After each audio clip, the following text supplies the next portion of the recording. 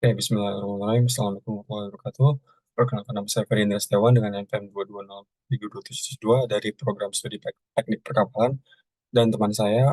Assalamualaikum warahmatullahi wabarakatuh. Perkenalkan lagi, saya Fadila Pala dari jurusan Teknik Perkepalan Universitas Indonesia. Jadi video kali ini merupakan video lanjutan dari video sebelumnya, yang dimana kami membahas terkait problem yang diberikan oleh dosen kami, yaitu Pak Dai, terkait masalah waktu yang dibutuhkan untuk mengosongkan sebuah tangki. Dan video kali ini akan berfokus pada tahap ketiga dan tahap keempat dari teori Dai 5, yaitu idealization dan instruction. Dan untuk idealization akan dijelaskan secara detail oleh teman saya.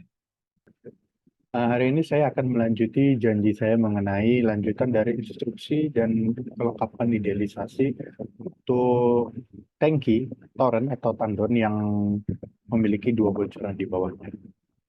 Berikut adalah bagaimana idealisasinya dan instruction. Pertama kita pahami dulu bagaimana gambarnya. Tapi sebelum itu mari kita ingat kembali, yang pertama kita butuh menyadari akal sehat. Yang kedua kita butuh tahu tujuannya apa, yaitu tujuan untuk mencari T yang dibutuhkan untuk tangkinya kosong. Kemudian kita harus tahu initial thinking untuk problemnya apa saja, sudah saya jelaskan di video sebelumnya.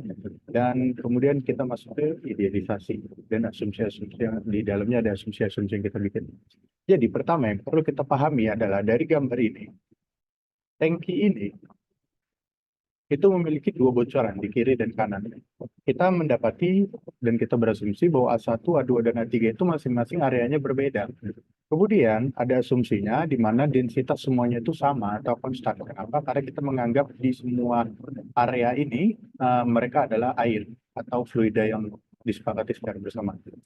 Kemudian yang perlu kita ketahui di dalamnya ini adalah U atau energi dalam sistem itu tidak ada. Selanjutnya energi dalam sistem itu apa? Dia per dt yaitu nol. Makanya itu kita harus tahu initial thinking about the problemnya yang tadi saya sudah bilang initial thinking about problemnya itu adalah ada apa saja sih di dalamnya. Jelas ada area, ada tinggi, kemudian ada energi per waktu, kemudian ada energi potensial dan ada energi kinetik. Nah, selanjutnya apa yang harus saya lakukan, apa yang harus kita pikirkan, apa yang harus kita masukkan ke akal adalah bagaimana kalau dalam persoalan tersebut tidak ada angka seperti gambar di sini. Ya, yang kita lakukan pertama adalah kita berpikir bahwa ketika dia di titik sini, itu energi potensialnya pasti ada. Tetapi di titik sini, energi potensial sudah tidak ada. Tapi itu eh, sudah disepakati sebagai potensial, karena potensial pasti membutuhkan tinggi, sedangkan kinetik membutuhkan kecepatan.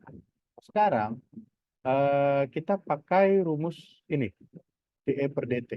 Energi apa aja sih yang bekerja di dalam tangki tersebut ya? Energi yang bekerja dalam tangki tersebut adalah energi potensial dan energi kinetik. Di mana itu kita derivatifkan menjadi energi potensial MGH dan energi kinetik setengah MV kuadrat. Di mana di dalamnya ada sistem, tapi ini nol. Asumsi kita, lossesnya nol. Kemudian per dt jangan lupa. Sekarang andaikan kita mau menghitungnya di waktu ke nol. Di waktu ke nol atau kita abaikan dt-nya karena dt ditentukan menjadi apa lagi. Kemudian H1 dan H3 ini, H1 dan H3 sampai H3 ini itu merujuk ke H dari atas sini sampai H di sini atau H di sini. Ini H1, ini H2, ini H3. Jadi selisih antara dua lubang ini. Kemudian kinetiknya juga seperti itu, selisih dari bukan selisih ya selisih jatuhnya, tapi urutannya sebetulnya untuk integral V1 dan sampai V3 gitu. Hal ini tuh kalau kita kan kita sudah belajar integral di matematika teknik bahkan di kalkulus gitu kan. Kalau hal ini tuh bisa dipecah lagi jadi satu-satu, jadi H1 ke H2 di sini hitungannya, kemudian ditambah H2 ke H3, kemudian ini potensialnya, kemudian ditambah lagi P1 ke P2, ini potensialnya ditambah ini kinetiknya, kemudian ditambah lagi dari P2 ke P3, ini potensialnya nol. Nah, itulah sebenarnya rumus akhir ya, yaitu integral dari satu sampai H3 MGH, kemudian ditambah dari energi potensial, integral energi potensial dari V1 ke V3. Tapi jika kita telisik lagi, kita akal-akalin lagi, kita pikir-pikir lagi, kita makanya harus sadar. Kalau kita perhatikan untuk satu barisan yang ini, untuk dia yang dari H1 ke H3, atau boleh deh dari H1 ke H1 ke H3. Itu bisa kita lihat, dia kan nanti jadinya seperti ini.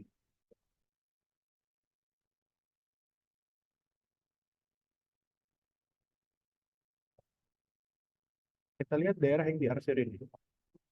Daerah yang diarsir ini, seperti di sini ada H1 dan H2. Gimana kalau kita pecah, nanti rumusnya seperti ini, tetapi ketika diintegralkan, dia tidak usah H1 sampai H3, tetapi menjadi H1 sampai H2, dan ini setengah MP, maaf kurang lengkap, V1 sampai V2. Karena di sini pasti V1, di sini V2. Itu ceritanya, jika sudah begitu, kita bayangkan betul. Kalau dia dari titik V1 gitu, velocity-nya adalah 0, dan untuk di H2, H2 itu kan sudah di bawah tanah, berhimpit dengan tanah. Jadi H2 itu pasti juga 0. Kalau kita masukkan 0, kita dapat rumus yang seperti ini tadi saya bilang, maka jadinya seperti ini. Jadinya H1 sampai integral H1 H2 MGH, integral V1 V2, setengah FV kuadrat sama dengan 0. Ini kalau dipecah, jadinya seperti ini. Nanti ini diselisihkan karena begini kan, karena ini integral pasti diselisihkan. Nah, di V1 nanti 0, jadi itu kurang lebih jadi seperti begini. Di sininya adalah H2 0 min H2. Nanti lanjut-lanjut, dapat itu seperti yang di bawah sini. P2 sama dengan akar dari 2GH. Tidak lupa karena ada ini setengah, nanti dipindah luas jadi 2. Itu fungsinya buat apa sih? Jadi nanti fungsinya buat rumus kontinuitas yang debit, seperti yang kita ketahui, debit itu kan rumusnya Q, saya ganti tinta dulu biar lebih jelas. Debit itu kan rumusnya Q sama dengan A kali V. Ini debit, di mana area dikalikan volume yang ada. Maaf, area dikalikan velocity yang ada. Itu satuannya harusnya liter per second. Tapi sekarang saya gunakan meter per second. Selanjutnya yang perlu kita lihat adalah dari sini ada yang namanya hukum kontinuitas, di mana Q1 sama dengan Q2. Ini tuh bisa dijabarin lagi, jadi 1 kali V1 sama dengan H2 kali V2. Ini kita pindah ruaskan saja biar nanti masukinnya gampang. V1 sama dengan H2 per V, maaf, per A1 dikalikan V2. Ini V2 sudah ada dari sini. Jadi tinggal kita masukkan saja V1 sama dengan A2 per A1 dikalikan dengan akar 2GH. Ini belum selesai juga, meskipun kita sudah dapatkan, oh ternyata begini cara menghitung V1. Kita bisa lagi menghitung supaya dapat DT atau DH. Nah, gimana caranya? Otak-atik lagi rumusnya. Inilah kenapa namanya idealisasi. Karena kita di sini ngotak-atik rumus. Ini belum menentukan hasilnya. Di sini adalah V1. V1 itu kalau diturunkan kan jadinya dia DH per DT. Kenapa begini ya? Karena rumus asli dia itu kan adalah jarak per. Jadi dalam hal ini jaraknya adalah tinggi. Jadi bisa jadi DH bisa jadinya DH per DT sama dengan H2 H1 kali per dari 2GH.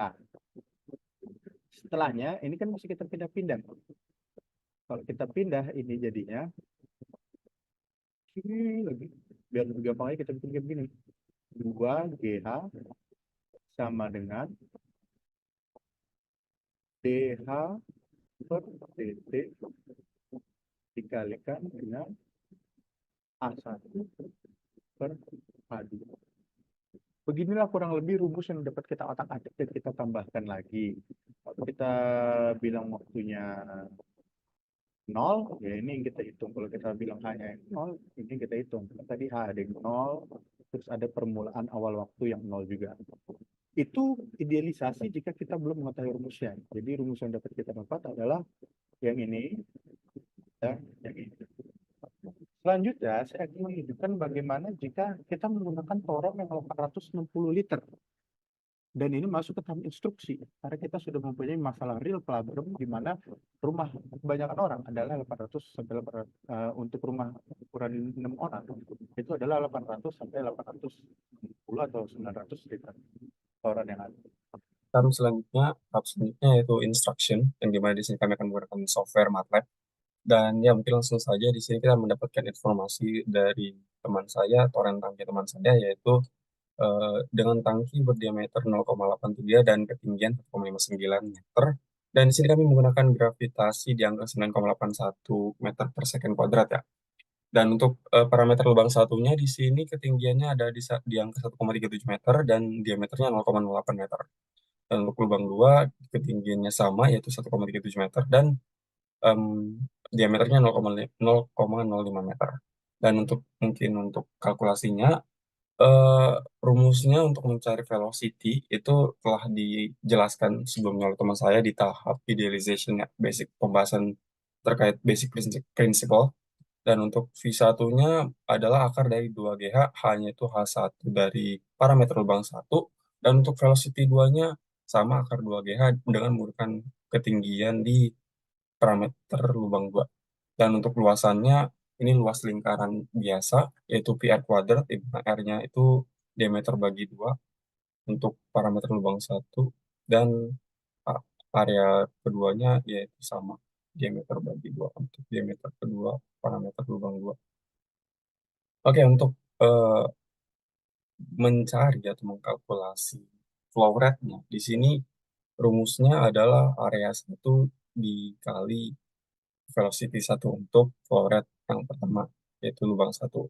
Dan untuk flow rate lubang dua itu luasan lubang dua dikali velocity lubang dua. Maaf, di sini. Oke, lanjut untuk flow rate totalnya itu bisa langsung dijumlahkan saja flow rate 1 ditambah flow rate 2. Dan untuk mendapatkan waktu ya, yang seperti yang telah dibahas oleh teman saya, itu waktu itu adalah volume dibagi flow rate total, yang dimana volume dari tangki tersebut adalah rumus seperti biasa PR kuadrat, yaitu luas lingkaran dan H dikali H untuk volumenya. Jadi untuk waktunya itu bisa langsung masukkan rumus saja, yaitu volume dibagi flow rate total. Dan mungkin langsung kita run saja. Di sini kita mendapatkan bahwa waktu yang dibutuhkan untuk mengosongkan tangki tersebut adalah 23,7385 detik. Oke, mungkin sekian dari kami untuk problem yang telah diberikan oleh dosen kami yaitu Pak Dai terkait waktu yang dibutuhkan untuk mengosongkan sebuah tangki. Akhir kata, wassalamualaikum warahmatullahi wabarakatuh.